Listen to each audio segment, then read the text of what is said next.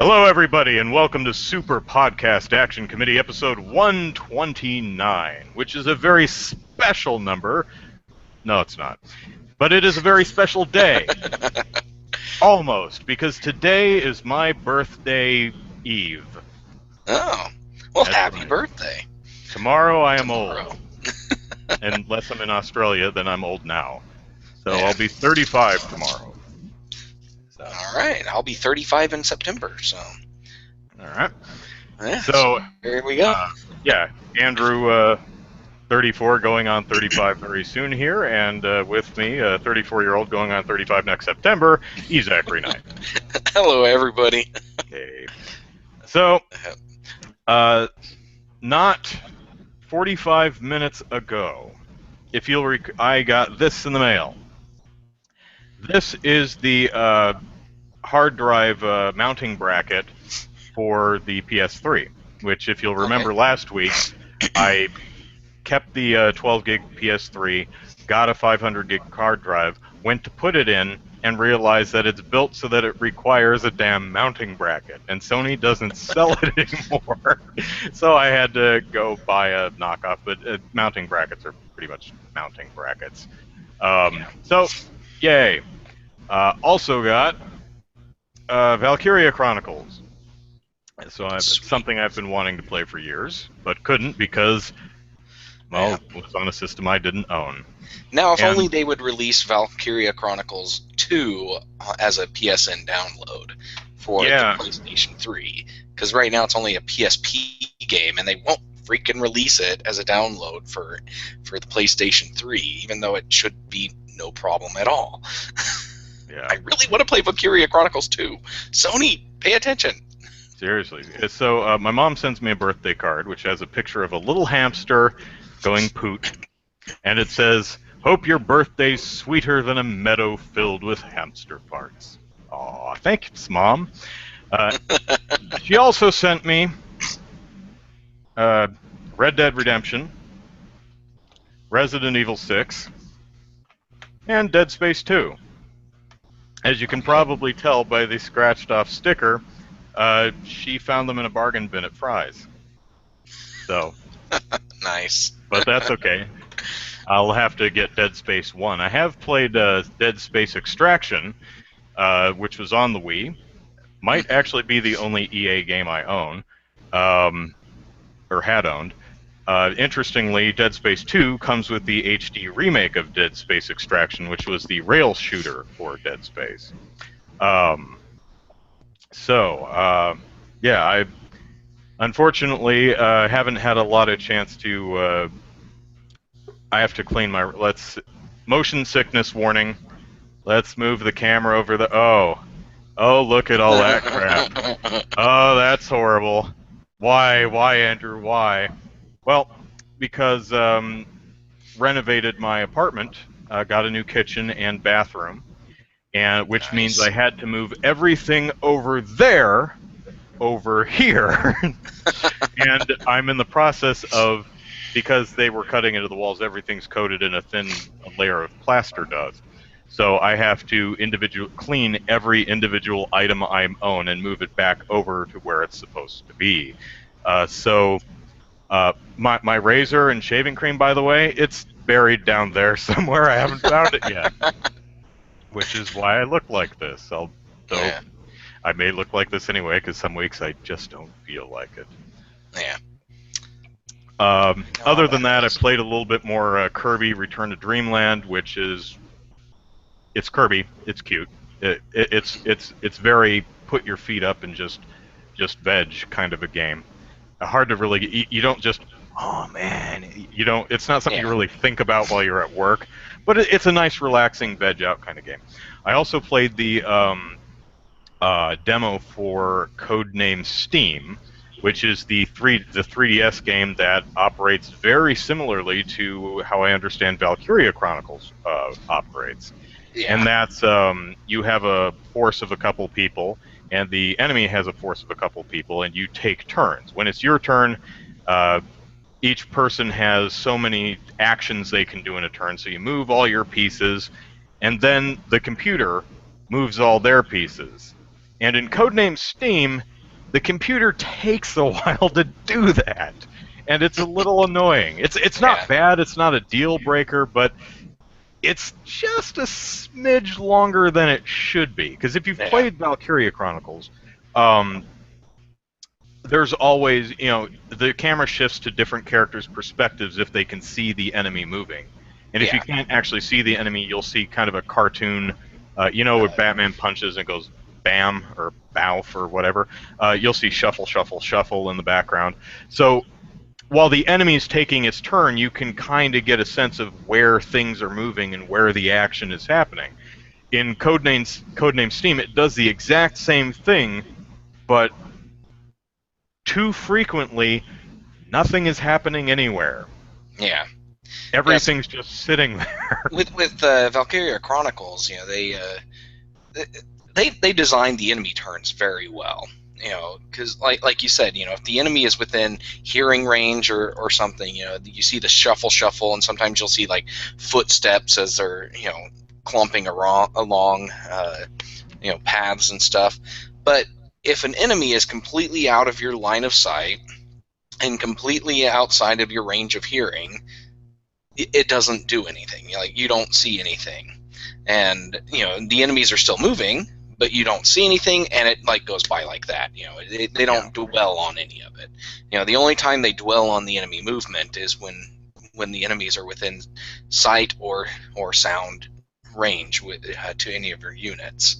And that's a very well designed feature, and I like that because it gets the enemy's turn over and done with, so you're back in and playing within less than a minute, unless the enemy is actually engaging with you, and then they'll actually go through all the attacks and everything. But yeah, it's that's kind of a pain that Codename Steam isn't designed that way, though. Yeah, I don't want to sell it short. It's none of the enemy turns. 25 seconds or so. I think I had a couple that were up to 40. It kind of depends on how large the battlefield is and how many enemy units are out there. Mm-hmm. But if there's an enemy unit way the hell over there that I can't see or hear, I don't need to sit and wait for them to make its move. Just teleport them to wherever they're going and let me get back into the game. Also, a would-be nice kind of thing is if you clear the map of enemies and there are no enemy spawn points, just give me unlimited Steam so I can run around the stage collecting stuff. Or, well, I guess each one has kind of a target. Beat the stage in a certain number of turns, so it might be there for that reason. But I figure if you're over if you're over par or under par, if you've taken too many damn turns and there's no enemies and there aren't going to be any more enemies, just let me run around. Because it's like player turn and you go da da da da da da da da. Oh, I'm out of steam. End turn. Player turn, and you're like, really? But overall, I really enjoyed the demo. It's a nice meaty demo. It takes you maybe an hour or so to get through. There are the field is actually littered with coins and some gears. I'm not sure what they do, but they're collectibles, and I must have them all. I really quite enjoyed it.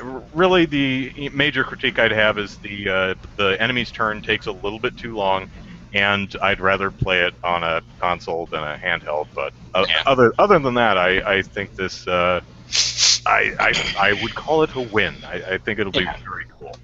Yeah, based on all the games I saw from Nintendo at E3 last year, Codename Steam looked like the most interesting 3DS game that they showed off. So I'm glad to see that it's at least a fun game, even though it does have those little annoyances. But yeah, the character design for the heroes are really, really cool.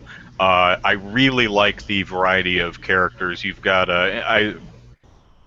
it shows a little kind of trailer at the end of the demo, and it looks like if you've seen Return to Oz, the pumpkin-headed scarecrow, it looks like that character is one of the characters. I'm not sure if it's that particular guy, but pretty cool stuff.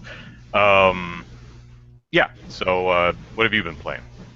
Well, this week didn't play a whole lot. Like earlier today, I was playing Kirby's Epic Yarn with uh, with my daughters, and and to be honest, it's a little frustrating to play that game when I've got little kids, because you know, they've already beaten all these levels, and so what I wanted to do was just sit down and try to find all three of the items, the two furniture items, and then the music track, and then get 3 stars on bead collection in each of the levels, and my kids my kids are they're not very helpful when it comes to doing that, because they'll get in the way, they'll get hit by everything, and so they lose tons of beads every time they get hit, and so I've got to chase them all down,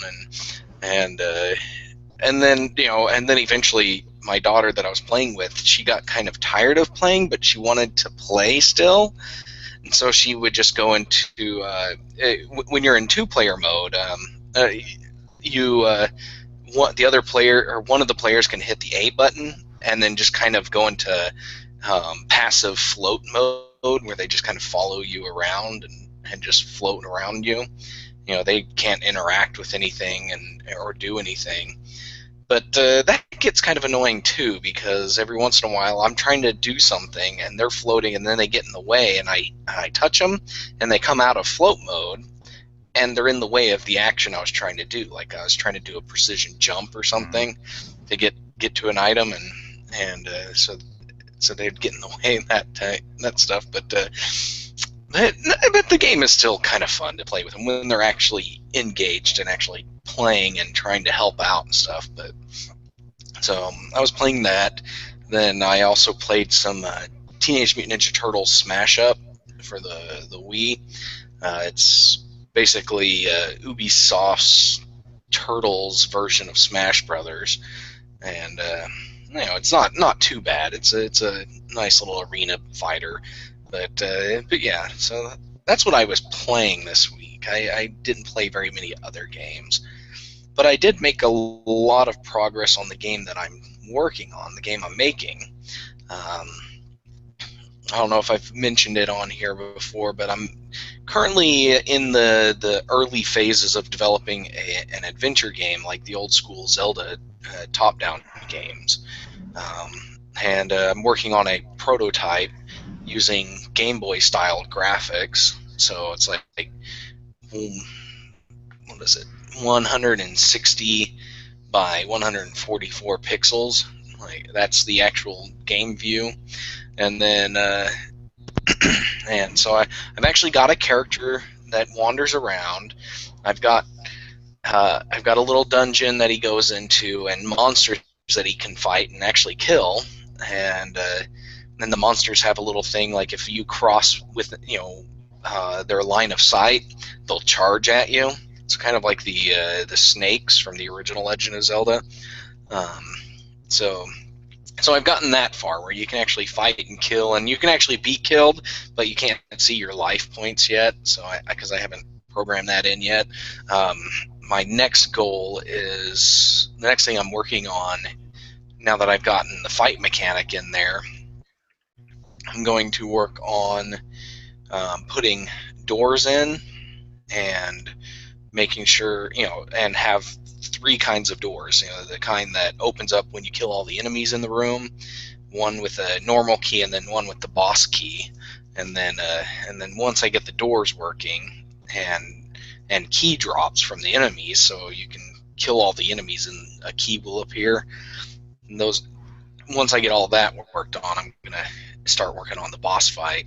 And once I get this whole, it's just gonna be one single level. And once I get it done, I'm gonna put it out there online, and then start working on the actual adventure game that we're working on. Because this is just kind of just a prototype for what we're working on.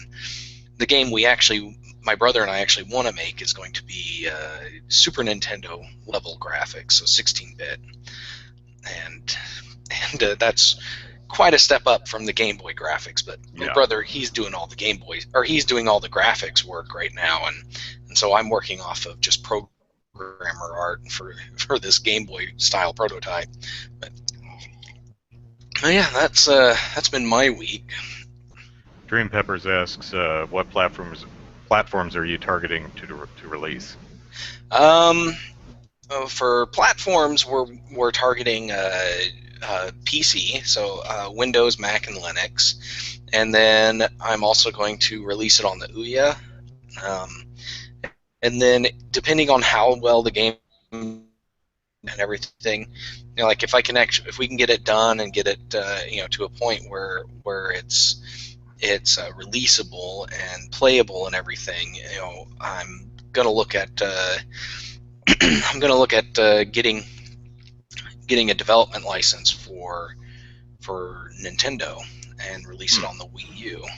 Okay. So, yeah, because Nintendo's been very, very indie friendly lately. So, once I get once I'm comfortable with the game as it is, and applying for a license to develop with Nintendo, seems to be pretty easy for the most part. And, so I'd like to release it on the Wii U, maybe the 3DS. I haven't decided, but probably going to be the Wii U, because I think that's the one that they're most friendly with for indies. But yeah, so those are my goals for target platforms. I don't think I'm not a big fan of playing adventure games like this. Anything that requires controller style, controller controls. I'm not a big fan of playing those on iPhones and Android phones. So I don't see a reason to release it on there, just because I hate playing it on them. So, Dream Pepper, you said that Nintendo rejected you. I don't. Oh, just based on your country. Okay, yeah. I don't think they let all countries develop, which is unfortunate. Yeah. But the U.S. is pretty friendly. There's actually some developers here in Oklahoma who got accepted as Nintendo developers. The company name is From Soy Sauce, and not sure exactly what they're calling their game now. But yeah, they're excited to release on the Wii U. They're doing a Smash Brothers style game. Cool. So, will your game have Oculus Rift support? Oculus Rift support. Probably not this one, because 2D retro style games, at least a top-down perspective, that's not really going to have a very good. It's not going to work very well with the Oculus Rift. But especially if I want to people go, with vertigo. Yeah, that'd be really awkward. Yeah, if I wanted to go change the perspective to a retro style first person's perspective, like the original Doom or Castle Wolfenstein, that might be worthy of trying to get it to work with the Oculus Rift. Okay, so all right, let us move on with today's first topic, which is the weekly poll. Yay! So, hey, let's talk about Sarkeesian and tropes versus women. It's the topical gift that just keeps giving. So, Feminist Frequency. Always fun topic conversations around this. That's right. So, Feminist Frequency, the nonprofit that Sarkeesian runs, that does the tropes versus women and her other videos and various other things, released a 2014 year in review, and it had, thanks to a big chunk of last-minute donations. For example, it raised $230,000 in December, bringing its yearly revenue up to $441,930. So, good on them. In comparison, they had $64,200 of expenditures last year. So, what are they doing with all that extra money for 2015? Well, in addition to Feminist Frequency merchandise, so now you can have "Listen and believe" on a T-shirt or something. Um, Hey, if she sells that, she should sell duplicates of that pink and purple flannel shirt she wears in all her videos. damn right. That yeah. Could have Sarkeesian Halloween costumes. It would be the pink flannel shirt and and the hoop earrings. And the hoop earrings, and I don't think she's wearing pants. There's no proof she's wearing pants. There's no proof we're wearing pants. That's true. So we're gonna have a lot of people dressed. So this Halloween, I want to see people dressed up as Anita Sarkeesian, E. Zachary Knight, and Andrew Eisen. None of them wearing pants. That's gonna be a happy Halloween. Okay, so in addition to merchandise and bringing on new staff members, let's see, expand efforts to advocate for equitable online spaces by educating and consulting on issues of gendered online harassment, all kinds of good stuff. The stuff I'm interested in is, in addition to new episodes of Tropes versus Women, which doesn't come out fast enough for anybody, even people who don't like it. Is she's going to do 2 new video series in addition to that. There's going to be a video series examining the representations of men and masculinity in video games, and a mini-series presenting examples of positive female characters in video games. Now this I found the most interesting because the original pitch for Tropes versus Women, or rather, plus all the stretch goals, one of the videos was positive female characters in video games. So I'm wondering if that got spun off into a mini-series, or if she's still going to do a Tropes versus Women on that and have a mini-series supplement. I don't know. Do you have any guesses on that? I think she's probably just going for a spin-off on that particular topic, and doing its own series, because with all the she raised $158,000 off of her original $6,000 goal, so I think she greatly expanded a lot of these videos that she had planned, and so yeah, I think that's going to be its own thing, because I know like the damsel in distress videos, she did 3 of those in that series, and my best guess is she had planned on doing only 1 video when she launched her Kickstarter on that particular topic. So I think that the money she got has allowed her to expand the focus and put a lot more content and information in these videos. So, because if y'all remember, the original Kickstarter was she asked for $6,000. According to, I've seen her in interviews, she said the whole thing would have cost 10. I was hoping to get 4,000 in grants and 6,000 from Kickstarter. She ended up getting about 160,000 from Kickstarter. So the project blew up from 5 10 to 12 minute videos to 12 videos, which and a school curriculum and something else. And the first video ended up being broken up into 3 parts because it was an hour long. And the third video ended up being broken into 2 parts, and it was about 50 minutes long or so. So, greatly expanded project. Unfortunately, the problem with that is, her original estimated release date was December of 2012. And with the project expanding so much, her first video didn't even come out until March of 2013. And she's released 6 videos so far, covering 3 of the topics. Yeah. So, long way to go. Long way. But, yeah, that's what happened. So lots of information in the annual report. Yeah, I'll post a link here in the chat box there. That's the actual annual report that they release. So if you wanted to browse that, and if you check out the update, she had the most recent update to the Kickstarter page, which is a public update. She also has a breakdown of where all the money went. So 5% went to games and systems. This percent went to this, because I know a lot of people were interested in Okay, you got $160,000. How are you using that? So she breaks it down for you if you're interested. Now, poll this week asks, which Feminist Frequency video are you looking forward to the most? The next Tropes versus Women episode, which is Women as Reward, the Men and Masculinity ones, the Positive Female Character miniseries, or none of the above?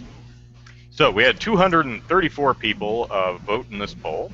65% voted, with 152 people, 65% voted none of the above. So, Fair enough. fair enough.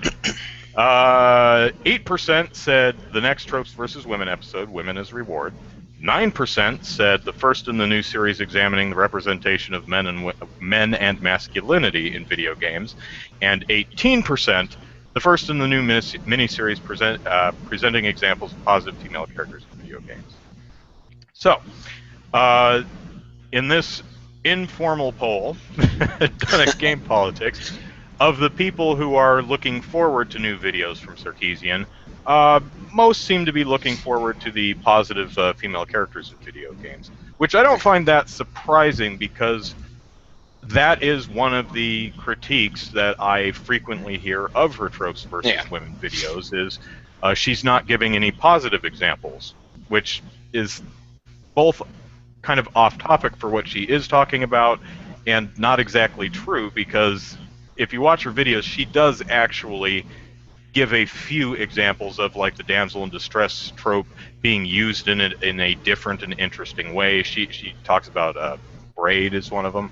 Because like I know like she specifically mentioned the ending of one of the Double Dragon games where the girl actually nut punches the bad guy into oblivion, you know, there at the end,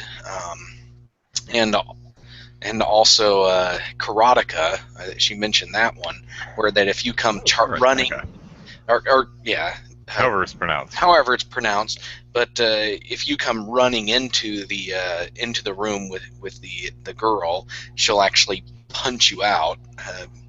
Or no, it's not. No, if you come running in is when she actually takes you in her arms. But if you come in your fighting stance, she punches you out. Yeah. So, and in the Miss Male one, or Miss Male character one, she does talk about a few games that kind of don't do the, you know, just make it pink and put a bow on its head. What I found interesting about that one is I was like, you know, I was kind of aware of the, you know, Miss Pac-Man put a bow on its head, but I was like, holy crap, I've never noticed it that much before, because it's in Angry Birds, it's even in Rogue Legacy, and I never noticed until she actually pointed it out. I'm like, holy crap, we do that a lot, don't we? Well, yeah, like, you know, specifically with Angry Birds, you know, when they first released the game, you know, they had the white bird that drops an egg bomb on the bad guys, and it was just a white bird. You know, there was nothing. You know, nothing about it other than it was just that white bird. And then when they released later on, they released other games in the series, they decided to put makeup on her and make her more feminine looking, and so that was something that she brought up in her Miss Male character series, was that, you know, for some reason they felt the need to put makeup on a bird, and, you know, so that we know that it's a girl bird. Yeah, but at Delirical says, I think people don't care or mind that. I think when we're in a game and having fun, those things we look over. And for a lot of people, that's very true. That's really the great thing about this series and these discussions in general is, you know, if it's something that's important to you or something that interests you, it's a great conversation to have. If it's something that you're like, you know what, I don't care, that's cool too. You know, play your games. You know, because for me personally, I love these discussions because they often provide viewpoints and perspectives that I'd never considered before. Even if I end up not agreeing with them, I always find that kind of stuff fascinating. For example, Bayonetta and Bayonetta 2. Love the game. Really, really like it. A lot of fun. But I also find the discussion about whether Bayonetta is a positive female character or not absolutely fascinating. Because there are two immensely great arguments to be made on both ends of the spectrum, which makes the damn discussion so fascinating. Yeah. Until people start dropping really naughty words at each other, and then it gets kind of annoying. But the potential for an awesome discussion is absolutely there. So, which one if any, are you most looking forward to, Zachary? Well, before I mention that, I mentioned when you launched this poll, because you didn't run this one by me. I didn't run it by you or James first. No, I was just like, I want to run this one. but no, I mentioned in the shout box that it's missing an option, and that option is the video that conforms to my preconceived ideas about gender in video games, and because I'm sure that one would have gotten a lot of votes too. That is, if people could see past the condescending nature of the actual statement, but that's just like, as I've participated and watched some of the debates surrounding these videos, a lot of the complaints come down to some people have preconceived ideas about how gender is represented and how it's portrayed in video games, and they don't like these videos because it doesn't conform to their already set ideas about it, and so it really didn't fit the poll, because you're talking about specific videos and specific series, but that was just something that I noticed that that would have been funny to see if anybody selected that.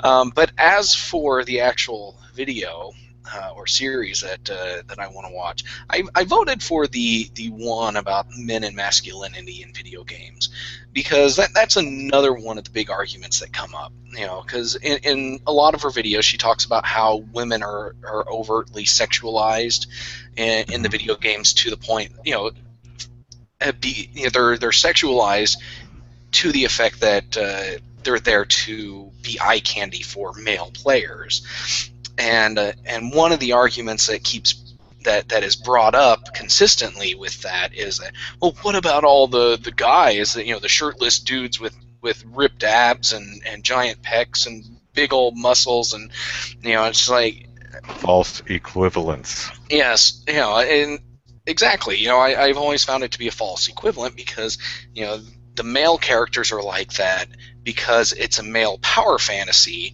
and not for the titillation of male players. Yeah, in the most general terms, men are typically idealized in the way they're presented.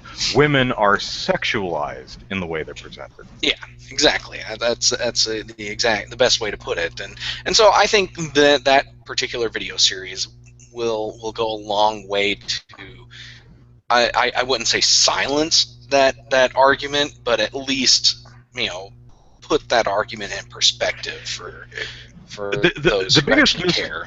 The greatest misconception that I would really, if I could, having not given this really any thought, and I may kick myself later, but if I could communicate one thing to make everyone understand, the greatest misconception about the Tropes versus Women series that I would really like to see cleared up at this moment and off the top of my head is the Tropes versus Women series is not a checklist that game developers are expected or required to follow when making their games. It's not dictatorial. It's not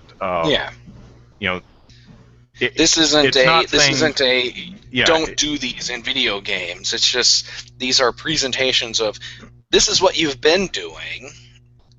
Don't you think it's time to try something else?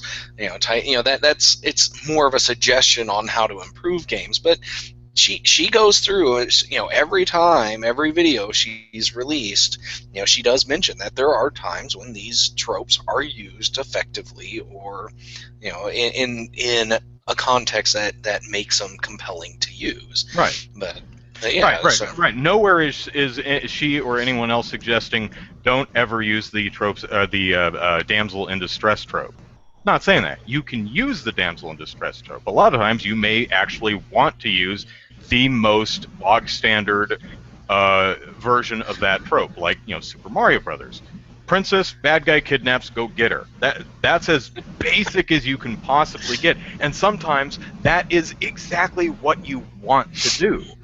And there's nothing in and of itself wrong with that. What I think some people are taken the wrong way is the series is not a condemnation of specific video games. It's an examination of broad trends in all of video games. Yeah. It's not saying this video game is bad, stop that. It's examining trends. But Goth asks, are sexy women not ideal? And that's actually a good question. That is a very good question. Yeah, it very much depends on what perspective you're approaching it from. Yeah, when asking that question, it's important to add in there as part of the question, are sexy women ideal for the male player, or are sexy women ideal for the female player? That is the how to properly frame the question. As a male player, sexy women, yeah, I like to look at them. But the thing is my ideal of a sexy woman is probably not going to be the same as Andrew's idea, and the same thing as an ideal male. It's like how I want to be is probably not the same as Andrew. Andrew, he takes time he eats right, exercise and stuff, but me, I sit at a desk all day and eat junk food, and I'm like 40 pounds overweight. But so it's a very different perspective, and the ideal woman character is going to be very different based on if it's the guy that's playing versus the woman that's playing. Yeah. Another way to look at that is, are sexy women not ideal? And as I said a minute ago, it depends on what perspective you're approaching it from. If you're talking about a character in a narrative, or even in a video game, which tend to be narrative heavy these days, is sexy ideal? Is that the only thing you're going for? I mean, it's like this character is sexy, done. It's like, really, for me, it's like, really, nothing else. Yeah, nothing else. And it also comes down to the context of the video game. Andrew, you both of us have played Beyond Good and Evil. Yeah. Would Jade's character have been improved if they put her in a halter top and short shorts? No. Not at all. Exactly. Her character, the way she was designed to fit not just the environment of the game, but also as a powerful character. She's a motherly character because she lives in and she lives in a lighthouse, but runs it as a kind of an orphanage, for kids that have lost their parents in this war. But she's also a photojournalist, and she has to do a lot of stealth work and also fighting in the game. And so the way she's dressed, the way she presents herself, very much fits her character and makes her a very strong character. And that would not have been improved if they sexied up her outfit and changed her size B breast to D's. Right. It was actually the way it was is a refreshing bit of character design, although they did change the original t-shirt and pants to a pants, slight midriff bearing t-shirt and jacket, although I think she does wear her original outfit in the very beginning of the game, which was a nice touch. But I think another element of that are sexy women not ideal is again, it depends on the game you're going for. Is sexy the only thing you're going for there? And for some games, there's a hand-drawn fighting game that stars all females, and I'm trying to think what the name of it is. Skullgirls. Skullgirls. Almost all of the girls in that are, big boobs, short skirts, lots of up the skirt kind of shots, and that's okay. That's what that game is. I mean, sexy seems to be kind of a design credo for that particular game, and that's fine. I think a lot of people seem to miss that everything is fine in and of itself. If you want to do just flat cheesecake and nothing else, cool. You know, the problem is it's the representation of women in video games, and that's what the series looks at. Is there are very few examples outside of that mold. You know, Mm-hmm. if you're a woman in a video game, you're probably a non-player character, and there's a good chance that if you have any facet in a video game other than random pedestrian, it's probably hooker or stripper. You know, Yeah. there's just a lot of that. It is getting better though. That's Yeah, another thing. we are That's getting another better. that's another thing that some people seem to miss is no one's saying that we're not already improving or that there aren't great examples of women in video games. There's a bunch of them, and Yeah. thank goodness Sarkeesian will apparently point them out at some point. Let me see if there's a couple other things here. Delirical said, I wonder who uses that beside the Mario games. I think you're talking about the damsel in distress trope. It's a lot of video games, and Sarkeesian lists like dozens upon dozens of Dozens of them, yes. in the three videos. There's a bunch Yeah, of them. it's a Double Dragon. Mm-hmm. Let's see. I'm trying to go through this list in my head, but yeah, the Mario series. There's the Star Fox Adventure, which is actually one that she points out specifically that when what was it, Rare that was made that one. But like when they originally were designing the game, the damsel that you rescue at the end of the game was actually supposed to be the main playable character for that game, and then at some point in development, uh, gears got changed and they got turned into a Star Fox game. And they're like, well, we've got this character model. What should we do with her? Well, let's turn her into the damsel at the end of the game, and it kind of went that way. But put her in a bikini first. Yeah, exactly. But yeah, lots of characters, lots of and games again, too. in and of itself, there's nothing specifically wrong with that. It's just these trends where, if you're a woman, you have very few roles in video games. Yeah. Even today, again, has been getting better, and there are examples. But anyway, we're beating this topic to death, and we've got other stuff to talk about. But before we go on, I just want to kind of get a who are your top female characters? Like they need to be playable characters. They don't have to be the main character, but playable characters. Mm-hmm. But who would you consider your top 3 or 4 or whatever? I would say Jade from Beyond Good and Evil. Mm-hmm. I would say I was going to say Farah from Prince of Persia: Sands of Time, but I don't think she's actually playable. You can kind of direct her in a few escort areas, but I don't think she's playable. Samus is a popular one, but I don't really go for that one simply because, to me, she's kind of a non-character. Yeah, except in Other M, which in Other M, yeah, when they try to expand on her, like make her an actual character. Yeah, and it kind of falls flat. not for really any sexist reasons, although there are some points of view to examine how that game works that could be sexist. She needs she can't do anything on her own until a man tells her what to do. That's not the point of the game, but that is a viable perspective from which to view what happens in the game. Yeah. Really, the game was just really poorly written and not well conceived from a story. The game's actually a lot of fun. If you haven't played Other M, I actually enjoyed playing it. My main criticism with that is that I blame it all on Team Ninja, but there are people who blame it on Nintendo, though. Okay, so you've got Jade, and you mentioned Samus. Who else would you consider? Let me think. You're putting me on the spot here. I actually wrote these down. You wrote a big list of them. Yeah. Let me pull that up really quickly. Oh, where the hell is it? Say yours while I look it up. Oh, game politics! Don't fail the load for me now. My characters, Jade is probably one of my top ones. Because I definitely enjoy playing her character in Beyond Good and Evil. Doing a quick take at some of the games that I have in here.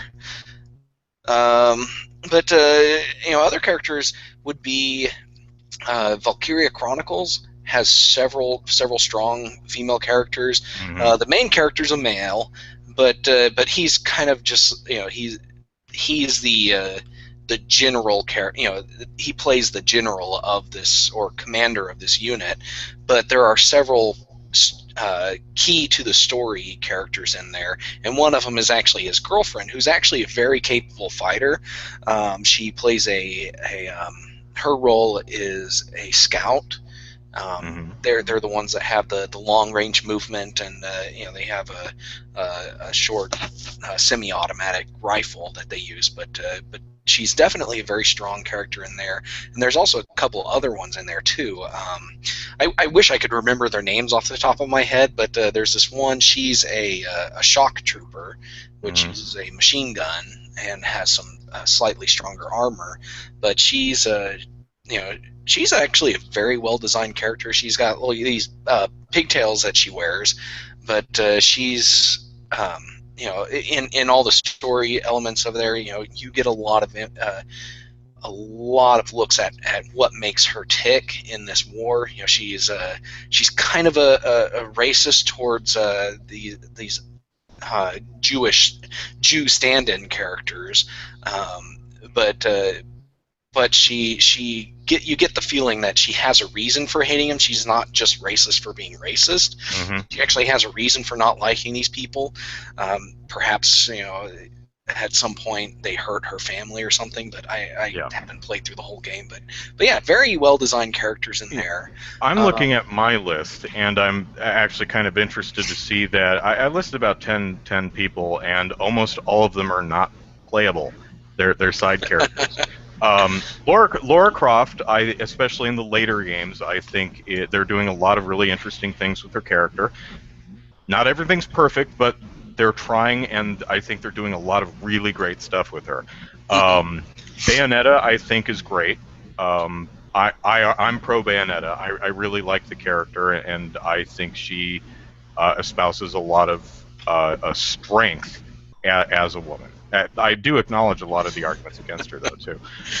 As much as I don't like the game series, Clementine, and she counts because she's playable in the second season, the little girl in The Walking Dead, great character, wonderful character. I've heard Ellie from The Last of Us, although she's only playable in the DLC, I think, is a great character.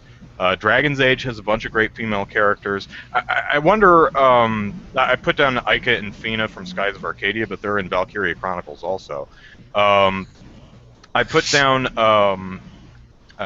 what did I put down?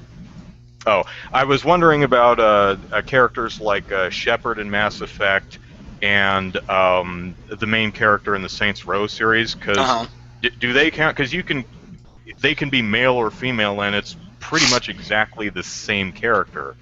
Yeah. So, I think that Andrew here, other guy is Zachary. Yes, I think that Commander Shepard could actually work.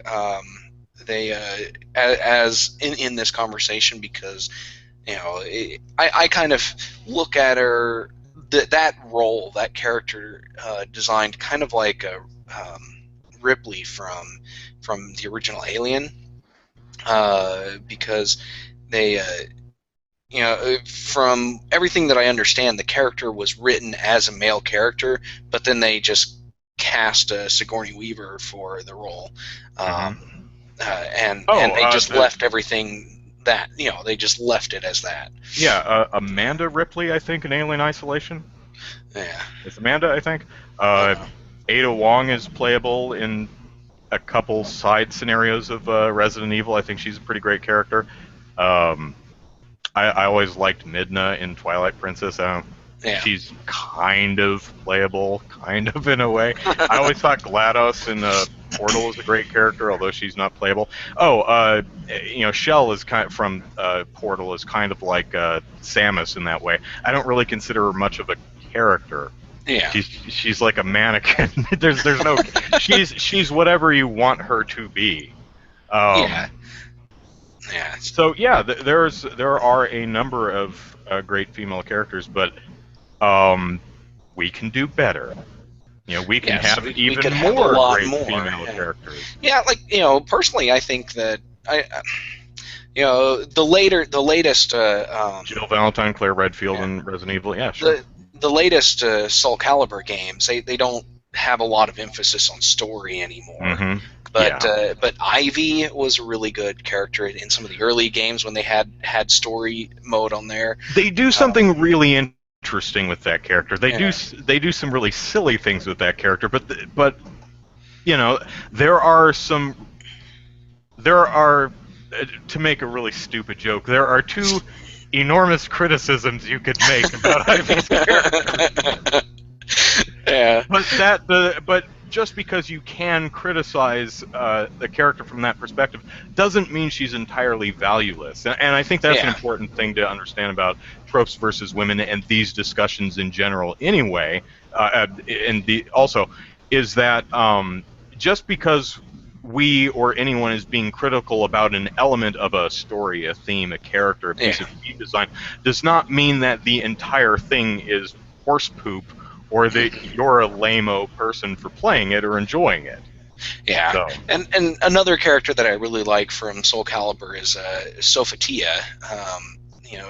When she was when she was originally introduced, she was actually a Greek demigod and worked for Hephaestus with the goal of capturing the Soul Edge sword so that Hephaestus could destroy it. Mm-hmm. And that was a really cool way of handling her, portraying her character. Yeah. So. Yeah. Rebecca Chambers in Resident Evil?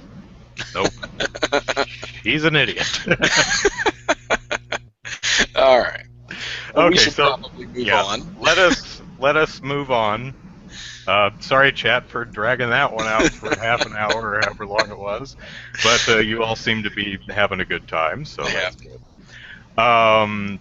Let's say, oh, well, I should probably check the YouTube comments, see if someone's yelling at us for something. No, good. Okay, so, moving on. The FCC raised Matthew wanted us to bring this up. The FCC raised the broadband minimum from, oh crap, what did it go? I think it was like 10 megabits per second or something. Yeah, it was, oh no, 4. 4, okay. Your download speed used to be 4 down and 1 up, but that to count as broadband. But now it has to be at least 25 down megabits per second and 3 up, which means that Matthew, if you're in the chat, I'm sure you're going to point that out somewhere. That I think 5.6% of America now is no longer broadband. No, 5.6% of America is in broadband. Is broadband. But everybody else doesn't. And which is kind of an interesting definition, because I have Cox here at this house, and I believe we've got. I'm trying to remember what our down speed is. Our down speed meets that definition, but our up speed is only 1.5 megs, so it doesn't meet the up speed requirement. But so that kind of puts us in the halfway point. They need to give us 3 megabits per second up. I would love to have 25.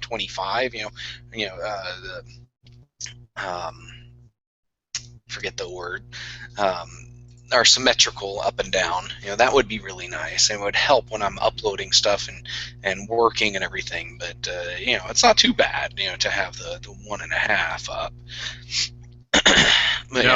Matthew brought an interesting idea up to me on Twitter the other day. He asks, or he says he would not be surprised if Comcast and Time Warner Cable bumped most people up to the minimum broadband, and that would kind of grease the wheels for the merger to go through. Yeah, that's a possibility. What do you think of that? That is definitely a possibility. But one of the key things to remember about this this standard is that people only have to have access to these speeds in order to count as a region with these speeds. So, Comcast and Time Warner or whoever else could say, okay, well, we'll give you a 25/3 broadband plan, but it's going to cost you $200 a month. It's available if you want it, but it's still out of the range of the vast majority of people. Which, unfortunately, I don't think the FCC addresses that. Where it has to be reasonably priced. Yeah.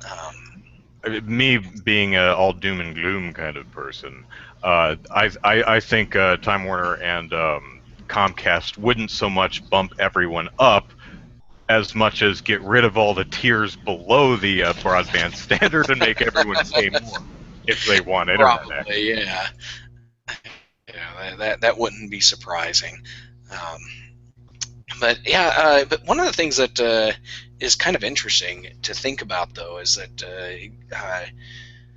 TechDirt published an article just a couple of days ago talking about Verizon's FiOS plans. They originally were trying to roll out fiber to the home, all across the country, and they were given billions of dollars in subsidies, in order to do this.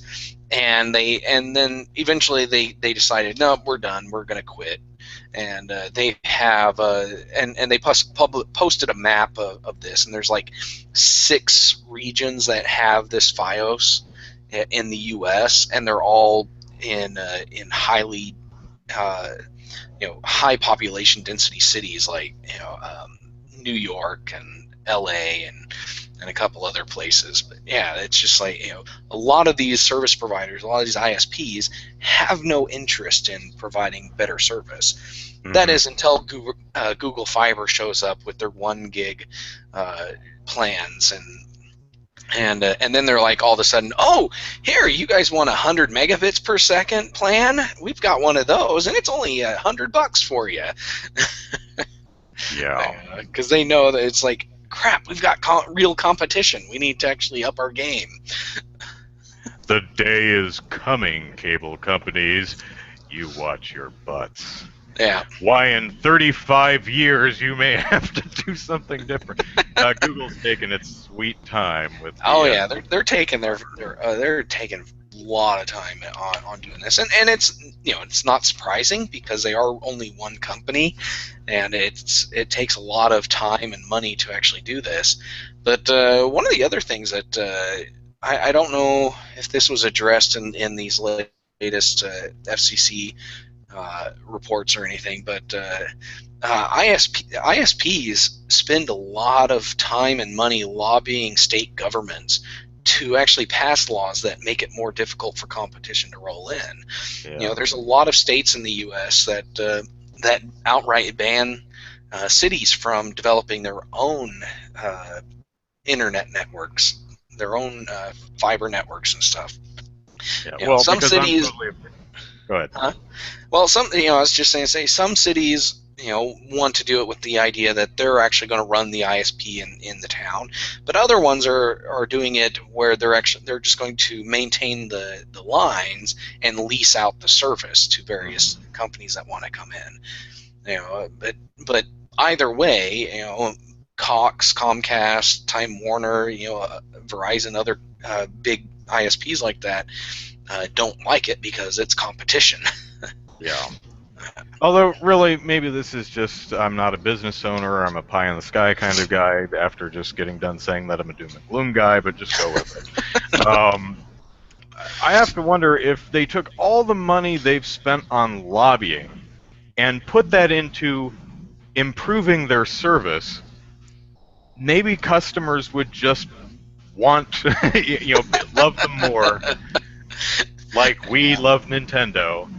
Yeah. No matter how much they kick us in the ass. You would think that that it would be more worth their while to work on pleasing the customer rather than entrenching themselves in the only viable solution. Yeah.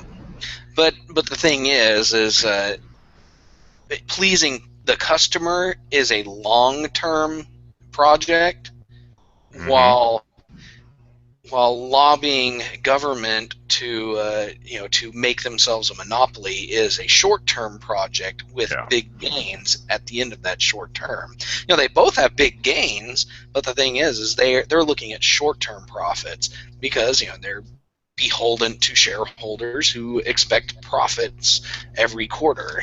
And that's one of the problems. But yeah, Goth points out. He says, "I'm sure someone has actually crunched those numbers. I'm sure the cable companies have smart people on payroll who have actually crunched these numbers and see which is more cost effective. Yeah. I'm sure they have. Yeah, I'm sure they have too. Just one of the things too is that lobbying governments is probably cheaper than building out new fiber and cable networks. So because apparently politicians are cheap. You can buy a politician for $50,000 an election, or you can pay $50 million to install fiber networks in a city the size of Oklahoma City. Which one do I want to do? Yeah. So, all right, let us move on to the next topic, which is something the chat is eagerly anticipating, and that's CD Projekt Red's stance on DLC. So, I troll. Now, let's take a quick look at that. So, IGN interviewed, full disclosure, I freelance for IGN. Anyone care? I don't. There you go. Anyway, IGN interviewed CD Projekt Red, the guys behind The Witcher 1, 2, and 3, and said, "Hey, dudes, you've got like 16 different DLCs here that they're all free. Like, what's with that?" And they answered, "We owe our customers who buy the game." They say, "Because people just paid full price for our game, we owe them." And so they're not going the route of Evolve developers and selling you everything that you expected to get when you actually bought and paid $60 for the game. Yeah, but seriously, guys, only 3 monsters? There's only 3 monsters? The game costs $60. There's only 3 monsters? Really? Yeah. Anyway, so now to be fair, these DLCs are not like humongous. It's not like the stuff that Rockstar does, like like Ballad of Gay Tony or the Undead Nightmare for Red Dead Redemption, that they sold for $20, and rightfully so, because these were really huge content packs. These were the kind of expansions that we were. Yeah, these were like expansion packs, not little DLC. CD Projekt Red is talking about new haircuts, horse armor. Not kidding. They actually do have horse armor in one of the DLCs. Things like that. And they're saying just little fun things, and it's all free. They may actually have a more substantial paid DLC solution down the line, but it's really nice of them to go on record and say, hey, you just paid $60 for our game. We can give you a few extra hairstyles for Jerry or Gerald or whatever the guy in that game's name is. Yeah. It's something that starts with a J, or a G. Yeah, but this is a really cool thing. CD Projekt Red has always been an awesome company, and the game is DRM free too. That's right, Matthew, yes.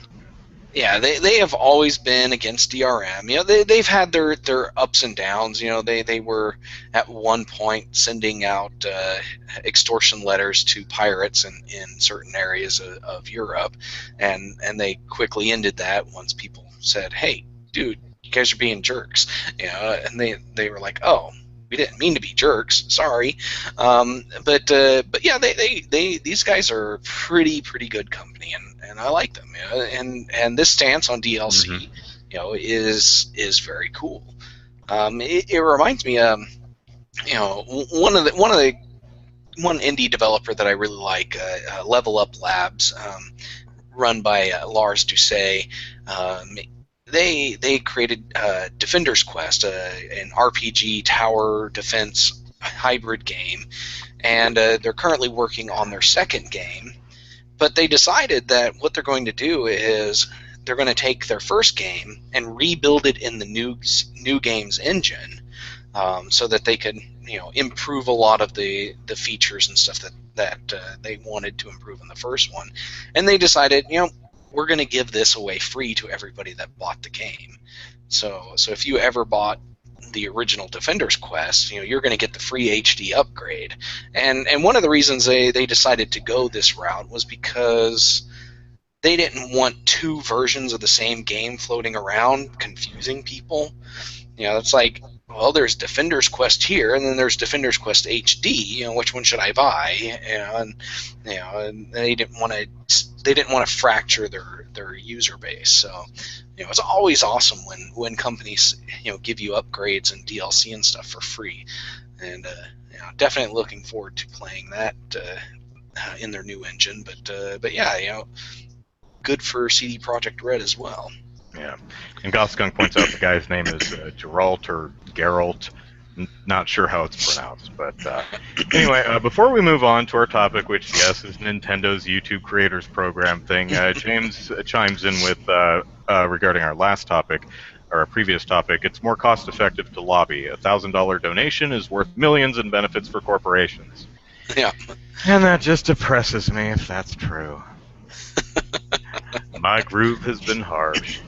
All right, let us move on to the last topic of the evening, and that's Nintendo's Creators Program for YouTube. So Nintendo said it was going to do it, and by gum, it still is going to do that. I think this launches a little bit later, but nobody likes it. So what is it? I'm still trying to parse exactly how this damn thing works. It seems to be a multi-channel service like the several that are already out there. Broadband TV is one. There's another one that starts with a V that I can't remember.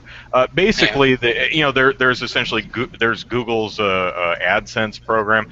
Essentially, a company sells ads on that run on or next to your videos and splits the profits with you, right?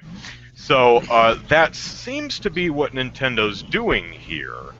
Only it's not clear if this is something that's on top of another service. I mean, are you splitting it with your multi-channel service or AdSense and Nintendo if it's a Nintendo thing? I'm really not totally clear on that. Yeah, so, that's a good question. I don't think Nintendo's answered that at all. So you can register single videos or your entire channel, or all of your channels if you have several of them. And the advertisement revenue share is 70% for channels and 60% for videos. And it says right in the fine print that this rate may be changed arbitrarily, something that scares the hell out of probably everybody. Now, here's the interesting thing. It says, when you register a channel, you will be eligible to receive a share of advertising revenue from Nintendo for all videos included in that channel, regardless of their content.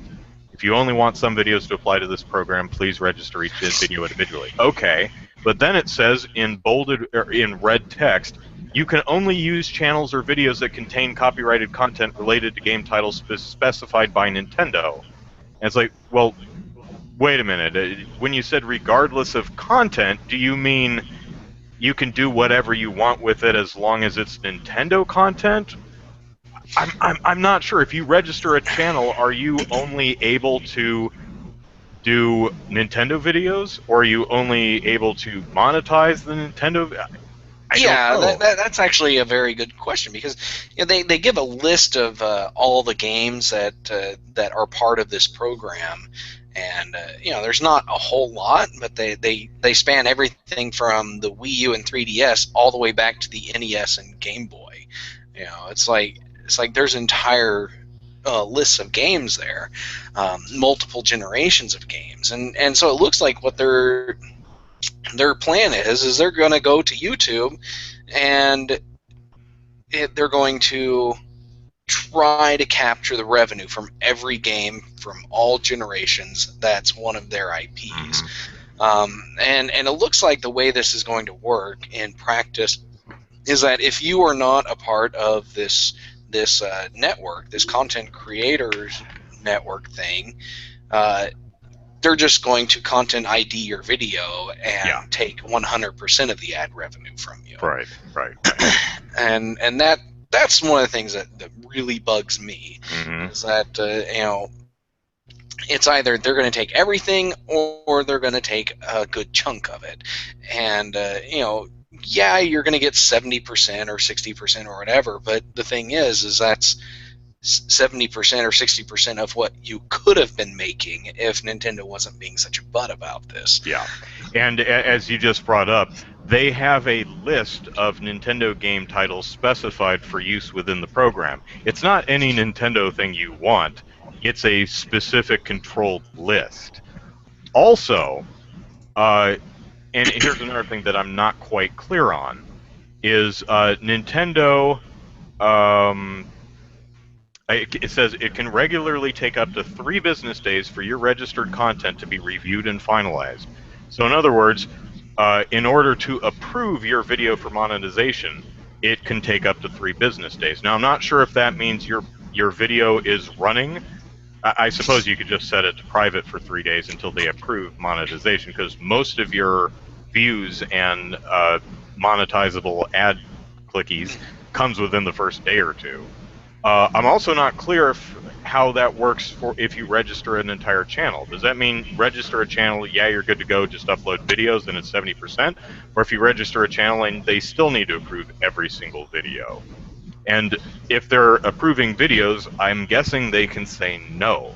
If you give something a bad review, or if you're showing off embarrassing glitches, you also have to write, quote, I have a license to use Nintendo's content in this video through the Nintendo Creators Program. This video is not sponsored or endorsed by Nintendo, but any advertising revenue from this video will be shared with Nintendo. You have to write that somewhere in the video yeah, it has to appear in the video and the description. Yeah. And that's that's kind of annoying too, but yeah. But I'm going through their Q&A here, and it doesn't really answer the questions that I... Yeah, it doesn't answer any of the real videos, and or the real questions. They have like a question here. It's like, can I register a video that does not use any Nintendo intellectual property? And it's like, why is that more important than can you veto my video? Does Nintendo hold the power to veto any video that I upload?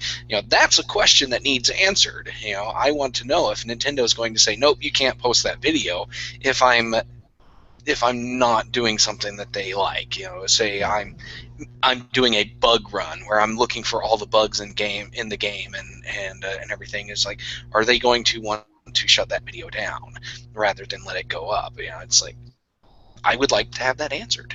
Yeah. Dream Peppers, to comment on what you just wrote in the chat, I think if Nintendo actually just launched its own multi-channel network without saying you can only look at these, we have to approve every single video you do, and we'll let you know within 3 days. You have to have, and all these other restrictions. If they just decided, you know what, let's just do a multi-channel network. We'll give you 70%, 60% of the cut, and we'll give you access to Nintendo creator tools like, banner art and, press kit crap that you can actually use. Font files for proper fonts for Mario and Zelda, stuff like that. I think if it actually worked like a regular multi-channel network without these ridiculous speed bumps, I think a lot of Nintendo fans would be all over it. And I think Nintendo could actually make a good chunk of money, because instead of sharing my revenue with Google or another multi-channel network, I'm sharing it with you, because I have to share it with someone, because I'm not selling my own damn ads. Yeah. Someone's got to sell the ads for me, because I'm not a salesman. So I partner with someone who sells ads that run on my videos, and I split the profits with them. That's how it works. That's fine. But I can make whatever the hell I want, as long as I'm not infringing on someone's copyright. And even if I'm not, they can still copyright claim my bum. So yeah. One of the things, and something I was just noticing here, is that in this list of games that are whitelisted, they don't have any demos in there. So like your Codename Steam demo, you couldn't make a video of that under this program because it's not whitelisted. when the game actually comes out, it might be whitelisted, but the demo itself is not. So does that mean you can't make a video of it, or can you and just not monetize it? It doesn't. Yeah. That's going to make my E3 preview videos really difficult to do unless they add everything onto the list, which would end up being spoilers. I mean, actually, that's a good point. I may keep an eye on this list in the weeks leading up to E3 and see if stuff's added to it. I seriously doubt that would happen. Yeah, I doubt it. But going back to Dream Pepper's comments here, his devil advocate's comment, I don't. I think it depends on how you're using the game, whether that the licensing thing, like you would music licensing for television or radio or something. It depends on how you're doing it. Like a lot of the arguments with this is that a lot of these videos are fair use videos because they're commenting and critiquing the video or the games as they go along. Fair use allows you to use parts of what you're critiquing in the critique. What good is telling people about a video game if you can't use screenshots or videos about the video that demonstrate it.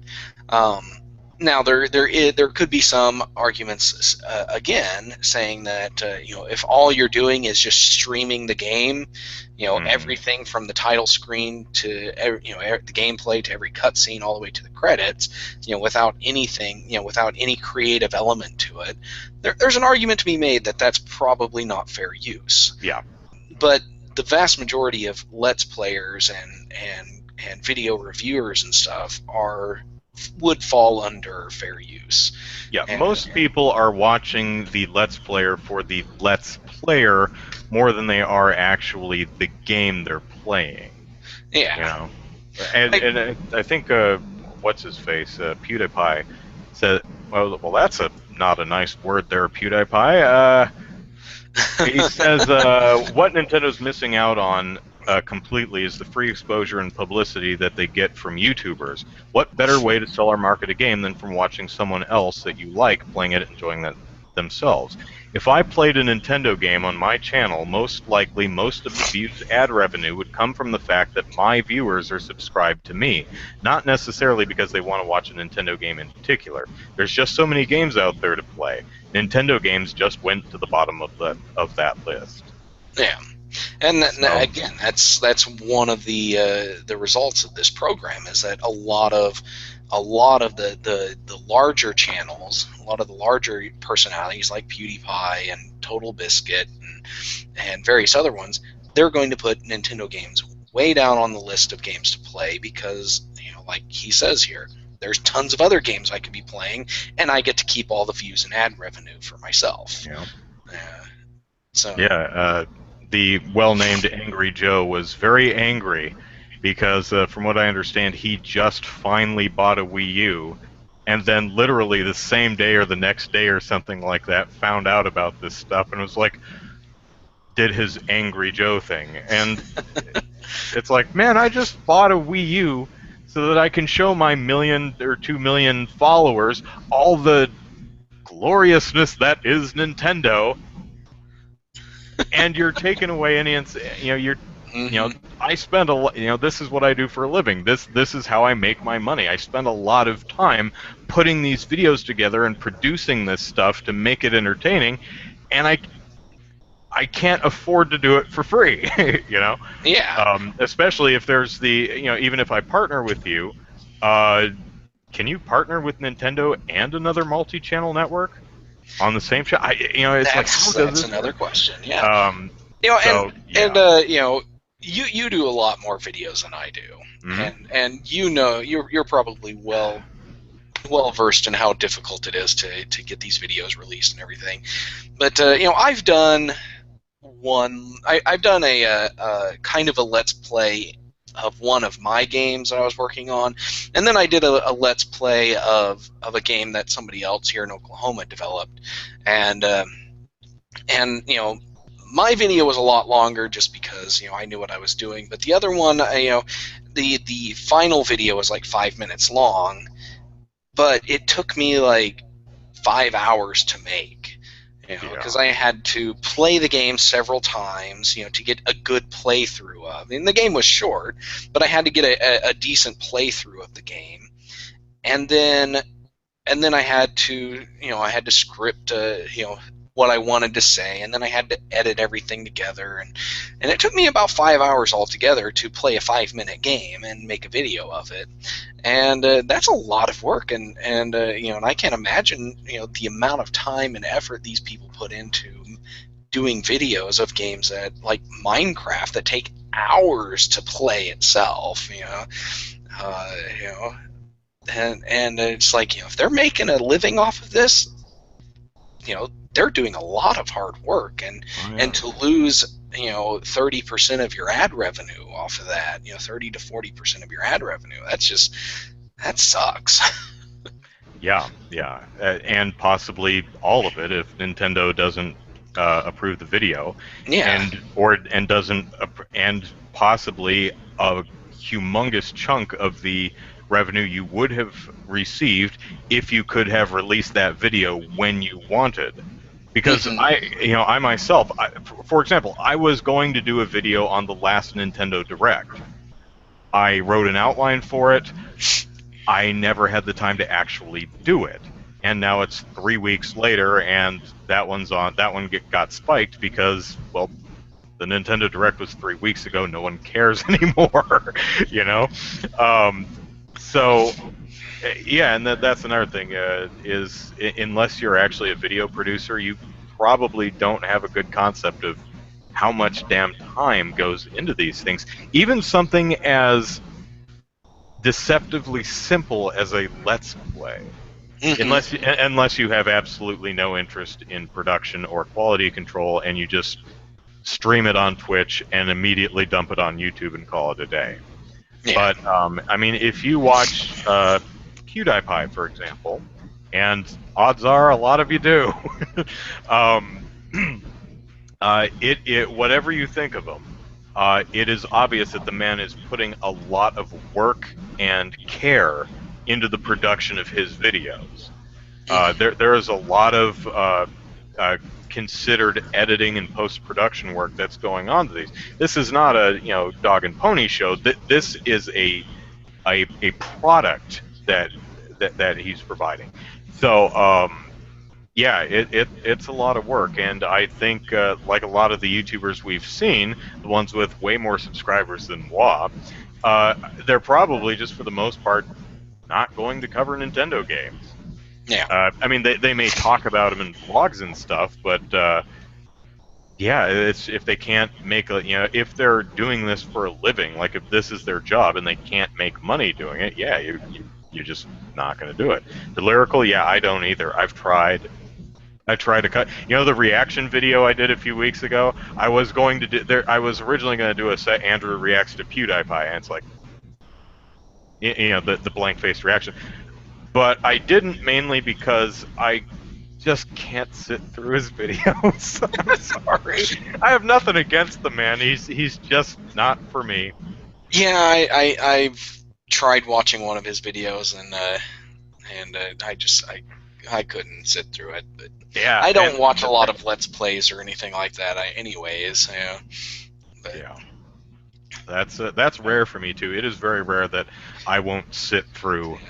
See, I mean, unless it's 4 hours long or something. I enjoy more scripted stuff. Like the honest video game trailers, death battles, where they do video game characters and other fictional characters fighting each other to the death. I like that kind of stuff. I'm just not interested in watching somebody else play a game. And the only exception to that is when I'm watching someone play a part of a game that I'm having trouble beating, and to see how to beat it. To see how to beat it, and and that's that, to me, that's a perfectly valid way to watch video. Perfectly valid thing to watch, but yeah, it's gonna be a lot harder to do that with Nintendo videos if this program goes. Yeah, and especially because I do the Extra Life Marathon each year, and I play. Although I guess I can play PS3 games now, but I like playing Nintendo stuff, and not everyone can watch, and some people want to see what I was doing, so I throw it all up on YouTube. Now, granted, I don't do YouTube for a living because I make on average $12 a month. Yeah. More than you, Zachary. Yeah. So, I mean, boy, I would love to do this for a living because there's just a lot of stuff I want to do, but simply don't have the time because, I have a full-time job. But, I mean, maybe I'll have a string of hits that just, pulls in major cash, and I'll be like, oh, all right, I have enough to survive for a year. Maybe I can just try doing YouTube stuff for a year and see what happens. It'd be awesome. But yeah, so I think Nintendo has made a poor decision in this area. I think they've done nothing but irritate a lot of people, especially people with really large audiences. I mean, Yeah. you're talking about people. PewDiePie has 30-some million himself. A lot of these other Zach Scott, I think his name. Maybe I got his name backwards. He, a lot of these people have multiple millions of subscribers, and if they're saying Nintendo's being mean to me, that's a lot of people who are hearing someone they really enjoy saying Nintendo's being a butthead. And it's like, well, heck with them. They only sold 9 million consoles. I'm not getting a Wii U now. So I don't think this is. I mean, maybe I'd excuse it. Maybe Nintendo just discovered the internet and just discovered YouTube, and it's like, oh, what's this? And are just failing miserably because they don't understand what it is or how it works. But they're trying to go through the whole colonial process. It's like, oh, we even discovered a new land. Well, let's move all of our people over here, take all the stuff from the indigenous people, and then give them blankets with smallpox. Yeah. Thank you, Dream Peppers. Dream Peppers says I'm one of the most amazing channels in YouTube, and I agree.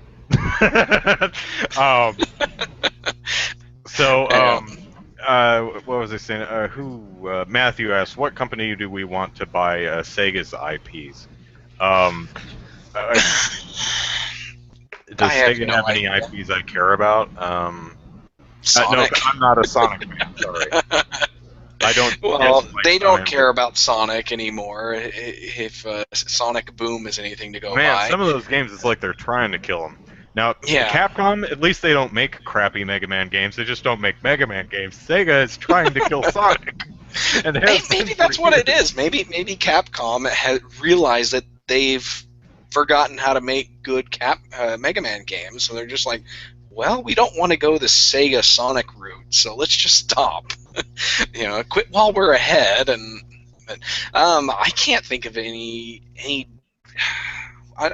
be honest, I don't know what franchises Sega has that are worth buying. They did buy Atlas though. The Alien, the license to Alien. Did Sega do Alien Isolation? Is that Sega? I don't remember. Oh well, it's not their IP. If you're talking about the Alien movie, unless I'm missing one, that's a license, and that'll go to someone else eventually. But yes, Luce, we're almost done. You are really, really late. Skies of Arcadia, absolutely, because I want Skies of Arcadia too. Kage Nenko-sama? Nenko, that's not a word I know. I thought it was Kageneko-sama, which is kind of a fun name, but Kage Nenko-sama. Anyway, it says, what do we think about Nintendo's lack of support to third-party developers? I think it's kind of the other way around, isn't it? Lack of support from third-party developers to it's kind of hard to have a good relationship with third-party developers if the third-party developers don't want anything to do with you.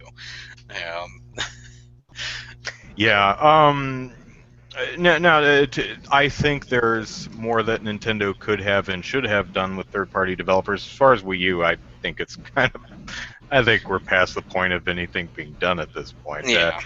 Although I haven't had to add anything to I've only added like one game to my for everything but Wii U list in the last, and it was something that happened over the break and over Christmas, and I added it this month, and it said 163, and it's been pretty much there for a while. I mean, we hit 150 in August, so there's only been about 13 games added. Well, I In the think last. one of the things is that we're seeing fewer and fewer PS3 and 360 releases, because more developers are focusing on the PS4 and the Xbox One. So yeah. Huh. Okay, so it is Kage Neko-sama. Yeah, that you've got an N in the actual username though, but Kage Neko-sama, I like that a lot.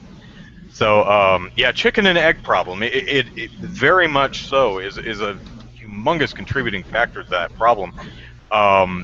Is if there are no third-party games, people are going to go where the third-party games are, and if no one buys the third-party games, no one makes third-party games. And if no one makes third-party games, there's not any to buy, and so what do you do?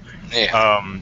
I can't say. I mean, everyone's to blame here. I mean, we can blame Nintendo. We can blame the actual publishers and developers. We can even blame us, the fans, because yeah, and part of it too is that Nintendo's insistence on using technology that other companies aren't. Like it started with the Nintendo 64.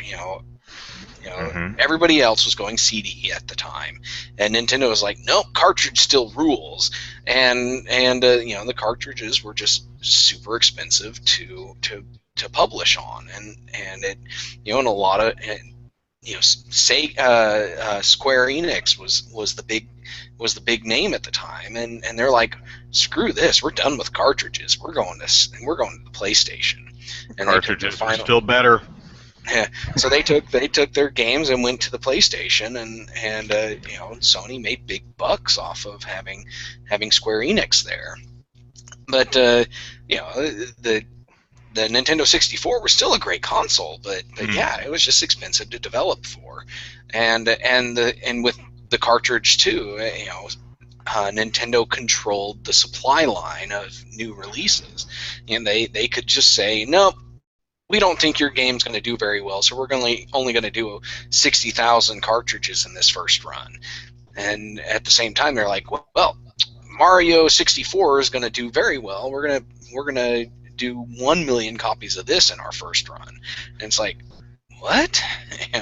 Why does your game get top billing but ours doesn't? Yeah. And then go ahead.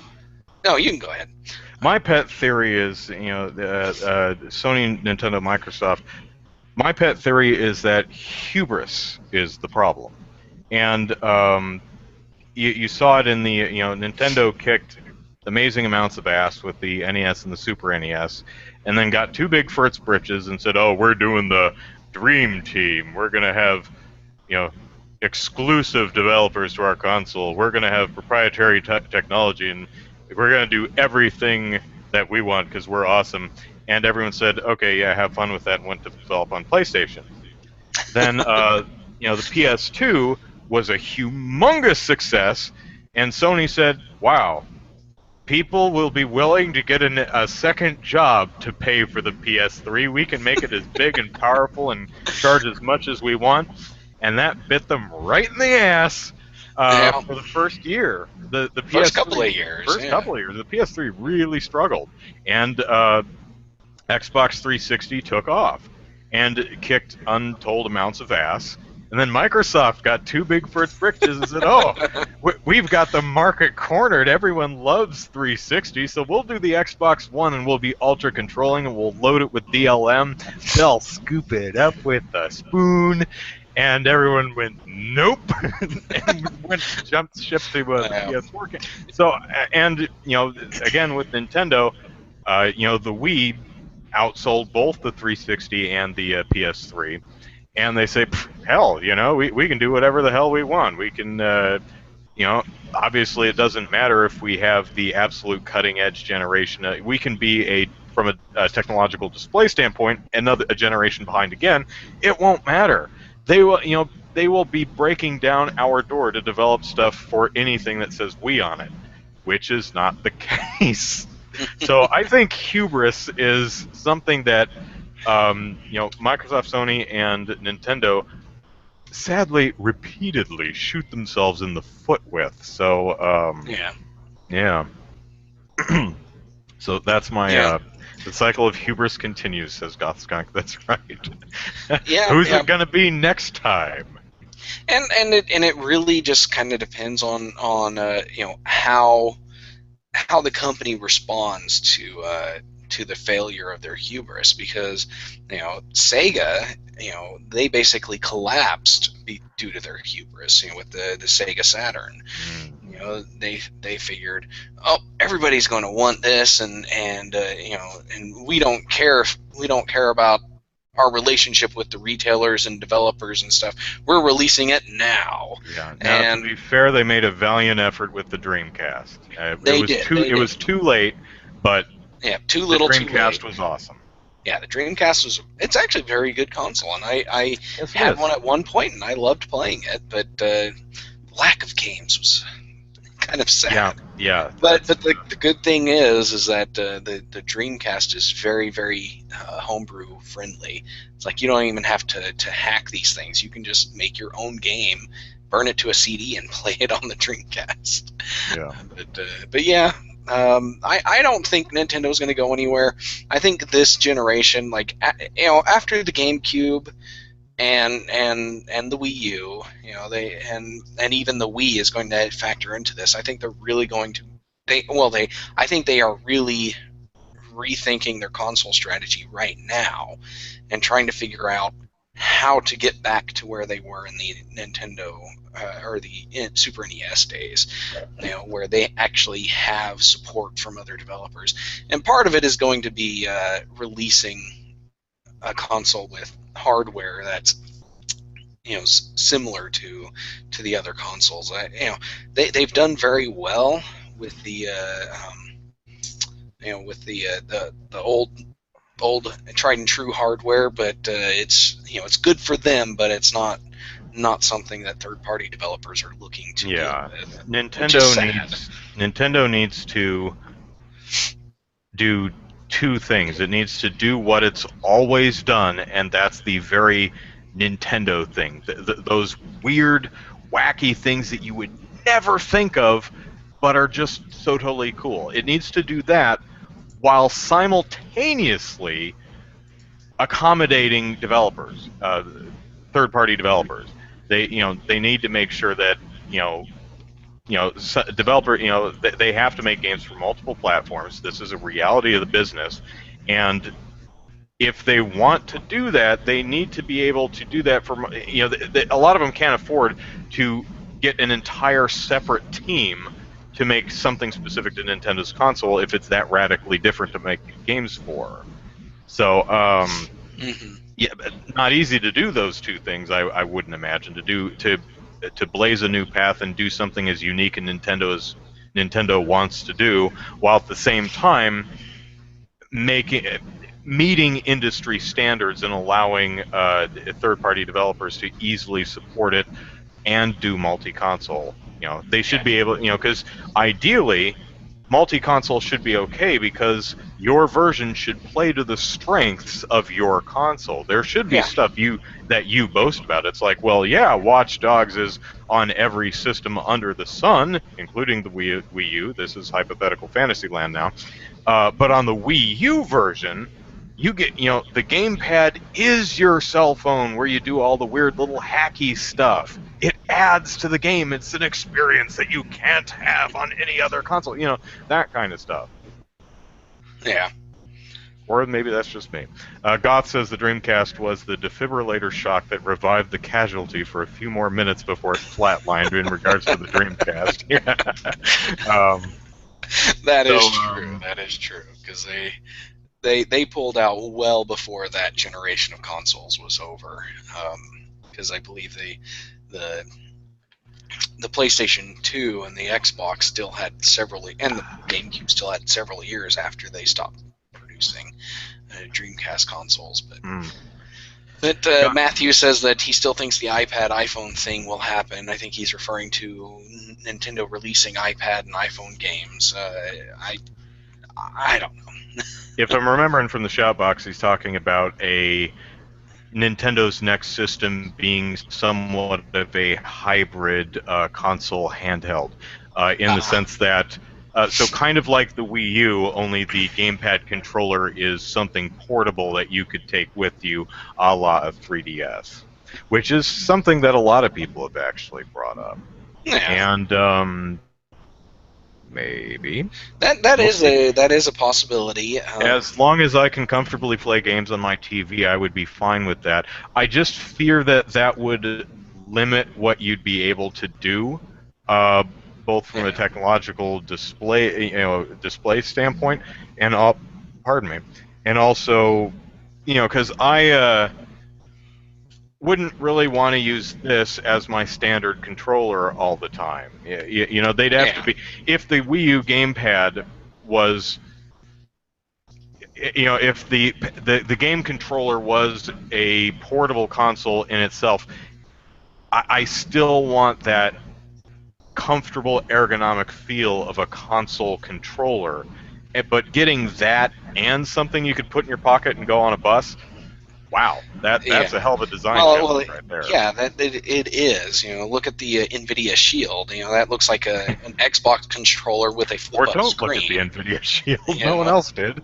yeah. Well, and that you see that the Android ecosystem is trying to tackle that very problem. It's like, how do you make a console-worthy Android-powered device, where people actually want to play games on this thing and do that primarily? And the NVIDIA Shield, really did not get that right. Mm. The best thing I've seen so far was a tablet that very much resembled what the Wii U's gamepad came out to be, but it came from Arcos, and it was a tablet with an actual controllers, like joysticks and buttons and stuff on it, that you could map those buttons to the on-screen controls of various Android games. And I think that was probably the best effort at making a portable gaming Android device. But unfortunately, it came from Arcos, which wasn't a very big Android device company, and so it never took off. And it wasn't using any of the common and well-supported hardware like the Tegra processor and stuff. It was using other cheaper parts. So Yeah. Goth points out, brings up something interesting that just scrolled past a little bit. Here we go. He says I think this is the last generation of consoles that we see. After this, consoles are going to be equal to powerful gaming PCs, so there's no point in differentiating one from the other. They'll all have their own Steam-like platforms. When I hear that, I start thinking, EA's got its Origin, and then Xbox, it's going to have its thing, and then Sony's going to have its, and that scares the hell out of me. I don't like yeah, that future. I yeah, it's don't want already a lots of pain in EA the butt when Origins. we've got three different major consoles where with their own exclusives. And if you want to play God of War, you have to get a Sony console. If you want to play Halo, you have to get an Xbox console, and if you want to play both, you have to get both consoles. And and it's and when you add Mario and Metroid and Zelda in there, you've got a third console you've got to get. Because there are fans of all these exclusive franchises, and people don't. There are people out there who own multiple consoles. I own a Wii, a PS3, and a 360 now. But it would be nice to have just a single console with all these games that I want to play. But I don't think that will happen anytime soon. Yeah. And doing the same thing digitally isn't going to help anyone. We've already got that problem with Uplay, Origin and Steam, where Origin and Uplay games are not available on Steam, and so you've got to have accounts there, and people aren't too happy about that. Yeah. Or everything will be Steam. There will be only Steam. and DRM-free games on GOG. Yeah. So, okay, I think we should wrap up the show because we're at the 2-hour mark now. So, Yes, we are. I'm wondering if I should break this up into 2 on YouTube because 2 hours might be a bit intimidating. So, okay, that's it from us. Thank you very much for watching and participating in the chat. Hello, thanks to all of our new people, and I hope you had fun. A very, very lively chat tonight. I'm very glad to see a lot of great conversations going on. Thank you, guys. So let's plug our stuff and get out of here. I am Andrew Birthday Boy Eisen. Yes, my birthday's tomorrow, actually, February 1st, so I'll be 35 tomorrow. And I do silly YouTube videos. You can find them on YouTube. Just type Andrew Eisen and you'll find them. E-I-S-E-N is how you spell the last name. Find me on Twitter at Andrew Eisen. I say stupid things on Twitter all the time. And I have a Facebook page, Andrew Eisen YouTube. Type that in the Facebook and you'll find it. So, like me, really like me. That's it. Zachary, plug away. All right, you can follow me on Twitter at Easy Night, and if you're interested in following my game development work, that's a DK_gaming on Twitter. And that's DivineKnightGaming.com, and this next week I'll probably post an update with my prototype on there, or at least what I have on there. And look for my newest game to be starting to be revealed sometime in February. And then if you're interested in the Oklahoma game development scene, on Twitter it's OKGameDevs, and it's okgamedev.com. So there you go. Okay, and Goth says it's ice cream time, and I'm thinking, man, you put off ice cream for 2 hours to watch the show? I am flattered and impressed that you have that amount of self-control, because I probably wouldn't. No. So, Liz, thanks for the birthday wishes, and I'm glad we ran late enough for you to catch the tail end of the show. So thank you, everyone, for watching Super Podcast Action Committee. We stream live every Saturday night on GamePolitics.com at 6 p.m. Pacific Standard Time. Hopefully that's a convenient time for you. You can send us email at superpackpodcast@gmail.com. Follow us on Twitter at superpackpodcast. Subscribe and rate us on iTunes and like us on Facebook. Yes, we have an audio-only version of the show, so that's on iTunes. And that's it for us for this week. Next week we'll be back with a show a little bit closer to an hour, we hope. Hopefully. So, take care, all. I'll see you next week when I'm older. All right, see ya.